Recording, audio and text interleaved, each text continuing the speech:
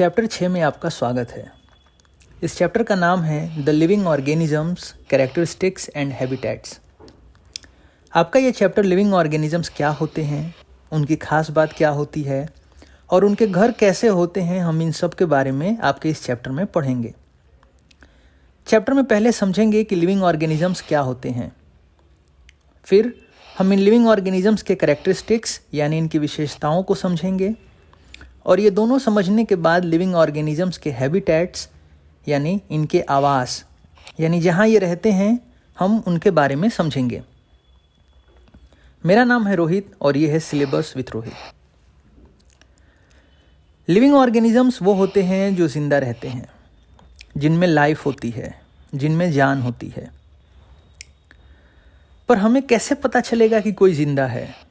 ऐसा क्या है साइंस के हिसाब से जो लिविंग ऑर्गेनिजम्स को लिविंग बनाता है और इनको नॉन लिविंग से अलग करता है? लिविंग ऑर्गेनिजम्स एक ऑटोमेटिक मशीन जैसे होते हैं। इनको चलने के लिए और काम करने के लिए एनर्जी चाहिए और ये एनर्जी या तो सन से डायरेक्टली ले लेते हैं जैसे प्लांट्स, या फिर ये सन की एनर्जी को इनडायरेक्टली यूज़ करते हैं जैसे बर्ड्स और एनिमल्स। एनर्जी मतलब फूड, तो फूड लिविंग ऑर्गेनिजम्स का पहला रिक्वायरमेंट है। लिविंग ऑर्गेनिजम्स सांस भी लेते हैं, इसको इंग्लिश में रेस्पायर कहा जाता है। जब लिविंग ऑर्गेनिजम्स सांस लेते हैं तभी फूड की एनर्जी को यूज़ कर पाते हैं। बिना सांस लिए ये फूड को एनर्जी में कन्वर्ट नहीं कर सकते हैं, क्योंकि फूड को एनर्जी में कन्वर्ट करने के लिए हमेशा ऑक्सीजन चाहिए। तो फूड लिविंग ऑर्गेनिजम्स का पहला रिक्वायरमेंट है और इस फूड को एनर्जी में कन्वर्ट करने के लिए सांस लेना इनका दूसरा रिक्वायरमेंट है।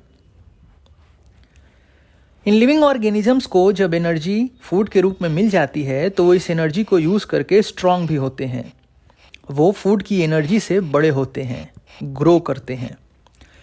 तो एनर्जी को यूज़ करके ग्रो करना लिविंग ऑर्गेनिजम्स की तीसरी रिक्वायरमेंट है। ये इनका तीसरा कैरेक्टरिस्टिक्स है। बड़े होने के बाद ये लिविंग ऑर्गेनिजम्स अपने जैसे अपने बच्चे बनाते हैं। इसको रिप्रोड्यूस कहा जाता है। री मतलब फिर से और प्रोड्यूस मतलब बनाना। फिर से अपने आप को बनाने के प्रोसेस को रिप्रोड्यूस कहा जाता है और ये लिविंग ऑर्गेनिजम्स का चौथा रिक्वायरमेंट है। लिविंग ऑर्गेनिजम्स हमेशा फूड लेना, सांस लेना, ग्रो करना और रिप्रोड्यूस करना एक ही जगह पे रह के नहीं कर सकते हैं, इसलिए ये मूव भी करते हैं। ये मूवमेंट शो करते हैं, एक जगह से दूसरी जगह जाते हैं। प्लांट्स ऐसे तो मूव नहीं करते हैं, पर प्लांट सीड बनाते हैं, ट्रीज सीड बनाते हैं और ये सीड्स एक जगह से दूसरी जगह मूव करते हैं। तो मूवमेंट लिविंग ऑर्गेनिजम्स की पांचवी रिक्वायरमेंट है और ये सारे लिविंग ऑर्गेनिजम्स में होता है, ट्रीज में भी। दो और रिक्वायरमेंट जो लिविंग ऑर्गेनिजम्स की होती हैं वो है एक्सक्रीशन और स्टिमुली। एक्सक्रीशन को हिंदी में इसे मल त्याग कहा जाता है, मल मूत्र वाला मल त्याग। एक्सक्रीशन एक ऐसा प्रोसेस है जिसमें ऑर्गेनिजम्स अपने बॉडी से वेस्ट मटेरियल्स को रिमूव करते हैं ताकि उनकी बॉडी प्रॉपरली फंक्शन कर सके, ठीक से काम कर सके। ये प्रोसेस हर लिविंग ऑर्गेनिज्म में होता है, सब में होता है। ये हमारे अंदर भी होता है। हमारे अंदर जो एक्सक्रीशन का प्रोसेस है वो हमारी किडनीज करती हैं। ये हमारी किडनीज हैं। बर्ड्स में भी किडनी होती है। प्लांट्स अपनी पत्तियों, स्टेम्स और रूट्स से एक्सक्रीशन यानी मल त्याग को करते हैं। मछलियाँ अपने गिल से एक्सक्रीशन करती हैं, वो इससे सांस भी लेती हैं, पानी छानती हैं और इससे एक्सक्रीशन भी करती हैं। और छोटे कीड़े बॉडी के अपने इस पार्ट से, अपने शरीर से एक्सक्रीशन करते हैं। लास्ट कैरेक्टरिस्टिक्स यानी विशेषता जो लिविंग ऑर्गेनिजम्स की होती है वो है स्टिमुली। स्टिमुली को एग्जाम्पल से समझते हैं। एक डॉग को जब खाना दिखेगा तो वो खाने की तरफ जाएगा। प्लांट्स की रूट्स भी जिधर पानी आसानी से मिल सकता है उधर ग्रो करती हैं। इसे स्टिमुली कहा जाता है। लिविंग ऑर्गेनिजम्स के आसपास काम की चीज़ें होने से वो उनकी तरफ अट्रैक्ट होते हैं। इसे स्टिमुली कहा जाता है। सिर्फ अट्रैक्ट होना नहीं, रिपेल होने को भी स्टिमुली कहा जाता है। मतलब अगर कोई लिविंग ऑर्गेनिजम्स है वो किसी एक चीज़ के होने से या तो अट्रैक्ट होता है या तो रिपेल होता है या उसका बिहेवियर चेंज होता है तो हम उसे स्टिमुली कहते हैं। तो लिविंग ऑर्गेनिजम्स को फूड चाहिए। इस फूड को यूज़ करने के लिए सांस लेते हैं। जो खाना नहीं पचा उसे निकालने के लिए एक्सक्रीशन करते हैं। इस फूड से ये बड़े होते हैं। बड़े होके ये अपने बच्चे पैदा करते हैं और इनकी काम की चीज़ इनके आसपास होती है तो उसकी तरफ ये अट्रैक्ट होते हैं।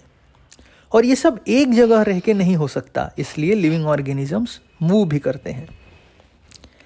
तो लिविंग ऑर्गेनिजम्स की विशेषताएं यानी इनके कैरेक्टरिस्टिक्स हैं food, respire, excretion, grow, reproduce, stimuli और मूवमेंट।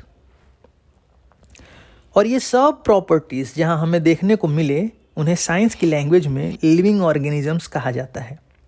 ये लिविंग ऑर्गेनिजम्स के कैरेक्टरिस्टिक्स हैं। इन सबको एक साथ याद रखने के लिए आपको एक ट्रिक बताता हूँ। लिविंग ऑर्गेनिजम्स के कैरेक्टरिस्टिक्स हैं फूड से एनर्जी और ग्रोथ में रिप्रोड्यूस। फूड से एनर्जी और ग्रोथ में रिप्रोड्यूस। फूड के एफ से फूड, से के एस से स्टिमुली, एनर्जी के ई से एक्सक्रीशन और के आर से रेस्पायर, ग्रोथ के जी से ग्रो, में के एम से मूवमेंट और रिप्रोड्यूस के आर से रिप्रोड्यूस।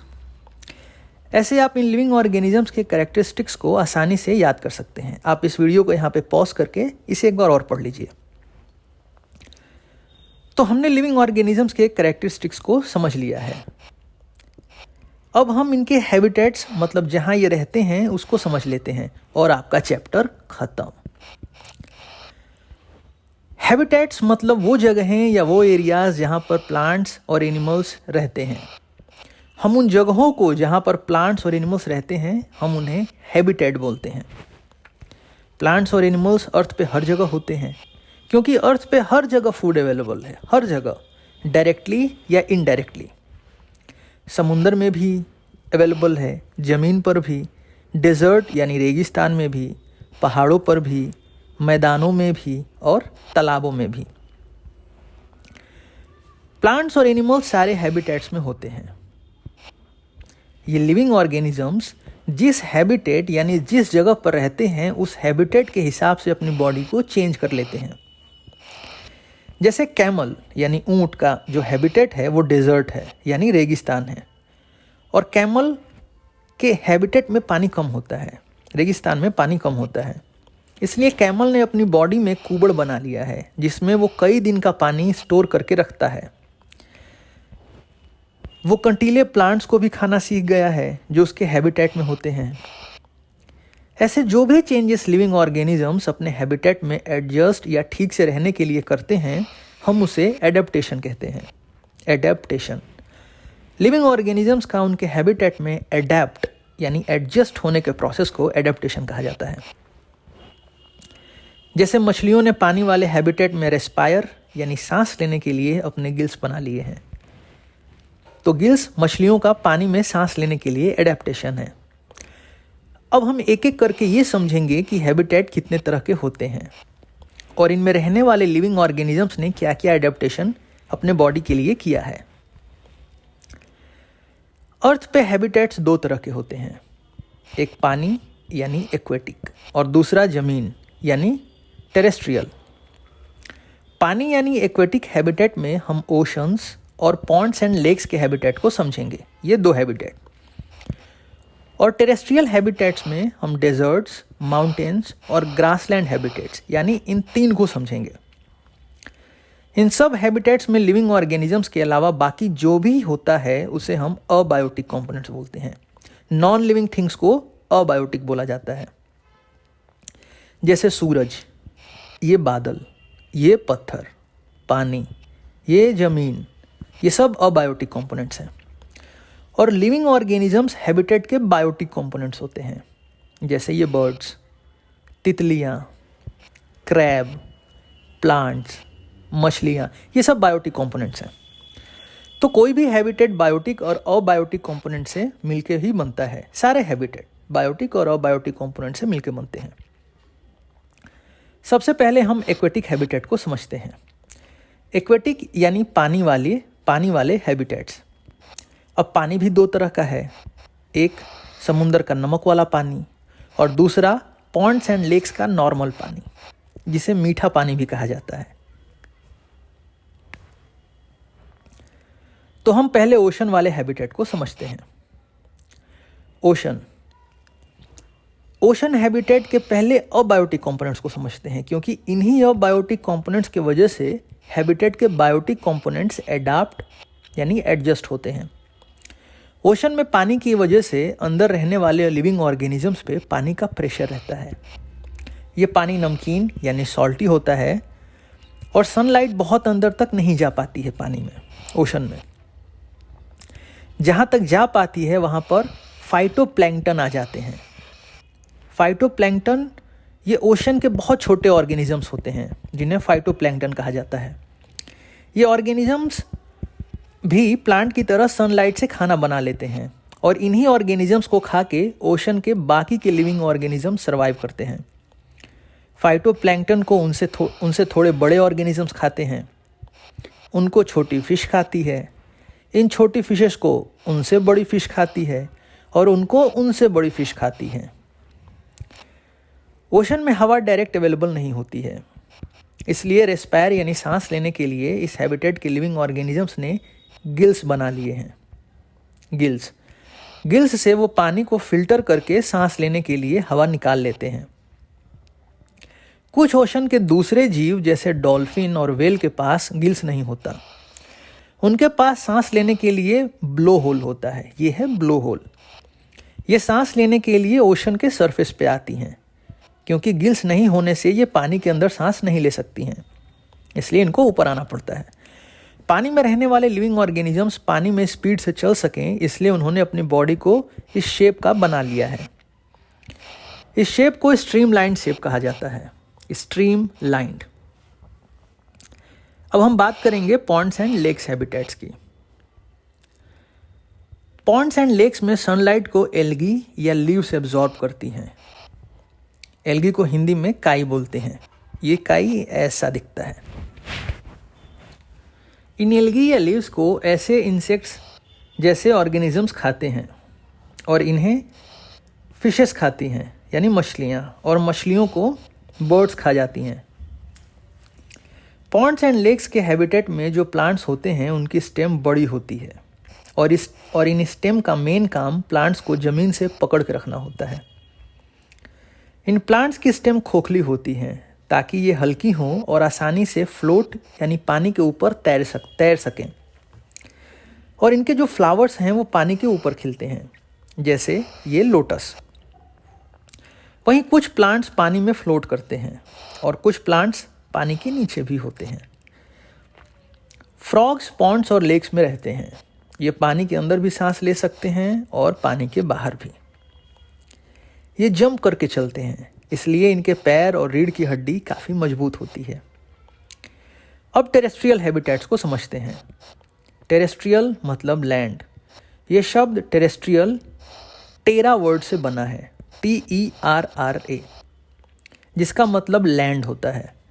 टेरेस्ट्रियल हैबिटेट्स में सांस लेने के लिए हवा आसानी से मिल जाती है, इसलिए गिल्स की ज़रूरत नहीं होती है। टेरेस्ट्रियल हैबिटेट में हम 3 हैबिटेट्स को पढ़ेंगे, डेजर्ट्स, माउंटेन्स और ग्रासलैंड्स। आइए पहले हम डेजर्ट हैबिटेट के बारे में समझते हैं। डेजर्ट के अबायोटिक कंपोनेंट्स हैं बालू वाली मिट्टी, कम पानी और ज़्यादा सनलाइट।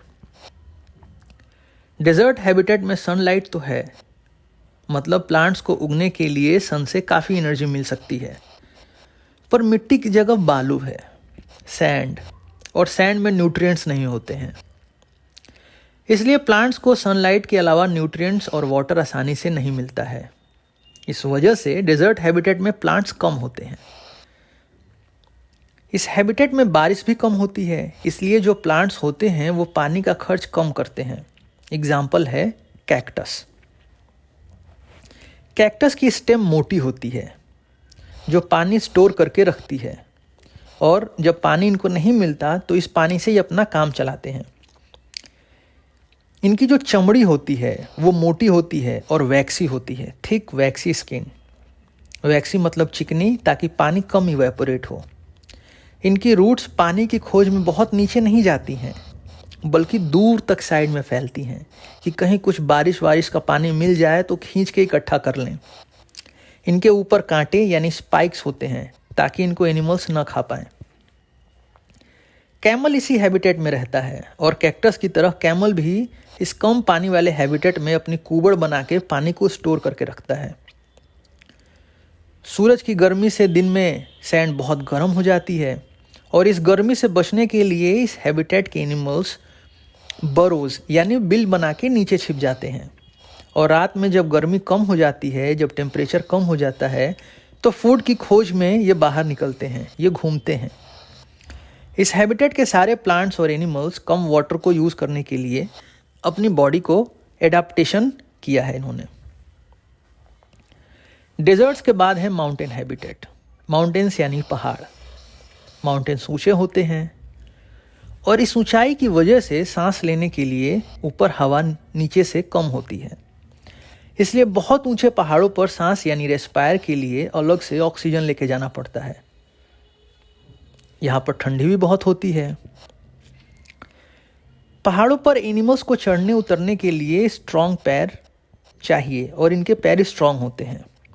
ठंडी से बचने के लिए इस हैबिटेट के एनिमल्स की स्किन मोटी होती है और उनके फर होते हैं। इस हैबिटेट में जो ट्रीज होते हैं उनकी पत्तियां पतली होती हैं ताकि अगर स्नो यानी बर्फ गिरे तो फिसल के नीचे चली जाए और इनको नुकसान न हो। प्लांट्स का स्ट्रक्चर ऐसा होता है। अब आपकी बुक का लास्ट हैबिटेट जो हमें पढ़ना है वो है ग्रासलैंड। ग्रासलैंड यानी जहाँ मिट्टी बराबर हो और घासें बड़ी बड़ी हो, उन सारे एरियाज को ग्रासलैंड हैबिटेट कहा जाता है। ज़्यादा घास मतलब ज़्यादा एनिमल्स इसे खाने वाले। ग्रासलैंड्स में बाकी के हैबिटेट से ज़्यादा एनिमल्स होते हैं। हिरन, जेब्रा, बाइसन, बफेलो जैसे एनिमल्स ग्रासेस को खाते हैं और इन एनिमल्स का शिकार लायन, वुल्स, टाइगर जैसे एनिमल्स करते हैं। एक एडेप्टेशन जो इस हैबिटेट के एनिमल्स ने किया है वो ये कि जो एनिमल्स शिकार करते हैं उनकी आंखें उनके चेहरे के आगे होती हैं ताकि वो ठीक से अंदाज़ा लगा पाएँ, ठीक से फोकस कर पाएँ कि शिकार कितना दूर है, ताकि शिकार करने में आसानी हो। वहीं जिन एनिमल्स का शिकार होता है उनकी आंखें चेहरे के साइड में होती हैं ताकि किसी भी डायरेक्शन से कोई इनकी तरफ आए तो ये देखकर भाग सकें। चेहरे के साइड में आंख होने से ये ज़्यादा डायरेक्शन में देख सकते हैं। इस हैबिटेट में छुपने के लिए जगह कम होती है, इसलिए एनिमल्स को अपने आप को बचाने के लिए स्पीड में भागना होता है, जोर से भागना होता है। शिकारियों से बचने के लिए स्पीड में ये भाग सकते हैं। इन एनिमल्स के दांत मजबूत होते हैं ताकि ये घास चबा चबा के खा सकें। इसके साथ आपका चैप्टर खत्म। अब एक्सरसाइज देखते हैं। क्वेश्चन 1 है, what is a habitat. Habitat क्या है? तो हमने पढ़ा है कि हैबिटेट वो है जहां पे ऑर्गेनिजम्स रहते हैं। A habitat is a place where an organism lives. How are cactus adapted to survive in a desert.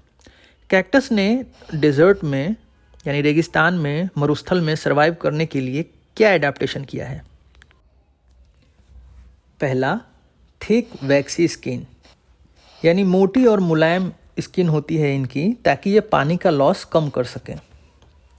Large flashy stems, इनकी स्टेम्स मोटी होती हैं ताकि पानी को इकट्ठा करके रख सकें और जब पानी न मिले तो इस पानी से काम चलाएं। स्पाइक्स यानी इनके कांटे होते हैं ताकि अपने आप को एनिमल्स से बचा सकें, नहीं तो इनके पानी और खाने के लिए एनिमल्स इनको एक साथ सब खा जाएंगे। और लास्ट है शैलो वाइड स्प्रेड रूट्स, ताकि आसपास बारिश या ओस का पानी इन्हें मिले तो ये एब्जॉर्ब कर सकें। क्वेश्चन 3 है, fill up the blanks. The presence of specific features which enables a plant or an animal to live in a particular habitat is called। वो स्पेशल फीचर्स जो किसी भी प्लांट या एनिमल को किसी पर्टिकुलर हैबिटेट में रहने के लिए मदद करते हैं, हम उसे क्या बोलते हैं? हम उसे एडाप्टेशन बोलते हैं। बी है the habitats of the plant and animals that live on land are called, जो ज़मीन पर रहते हैं उसे क्या बोलते हैं? Terrestrial habitat. टेरा वर्ड मतलब लैंड होता है। C, the habitats of plants and animals that live in water are called aquatic. Aqua मतलब वाटर होता है, aquatic habitat. Soil, water and air are the dash factors of a habitat, abiotic factors, है ना, हमने पढ़ा इसके बारे में। E, changes in our surroundings that makes us respond to them are called stimuli. जैसे एक डॉग फूड देख के फूड की तरफ जाता है, ये स्टिमुली है। Which of the things in the following list are non living? इनमें से कौन कौन सी चीज़ें हैं जिनमें जान नहीं होती है? प्लाऊ में जान नहीं होती है, मशरूम में जान होती है क्योंकि ये प्लांट है। शेविंग मशीन, सिलाई मशीन, नहीं, इसमें जान नहीं होती है। रेडियो में भी जान नहीं होती है। बोट में भी जान नहीं होती है। वाटर हायासिंथ, ये एक प्लांट होता है जो पानी में निकलता है, तो इसमें जान होती है। अर्थवॉर्म में भी जान होती है। तो हम इसका आंसर होगा plough, shaving machine, radio and boats are non living. Question 5 है, give an example of a non living thing which shows any two characteristics of a living thing. तो यहाँ पे आप लिख लीजिए बाइक एंड कार, क्योंकि ये मूवमेंट शो करती हैं, इनके अंदर मूवमेंट भी होता है और इनको फूड के लिए एनर्जी चाहिए, है ना, इनको पेट्रोल चाहिए। तो ये दोनों मूवमेंट जो है वो आपके लिविंग बीइंग वाले हैं, लिविंग थिंग वाले हैं, पर ये नॉन लिविंग है। 6th है, which of the non living things listed below were once part of a living thing? इनमें से कौन कौन से चीज़ें हैं, वस्तुएं हैं जो पहले लिविंग थिंग्स का पार्ट थी? बटर।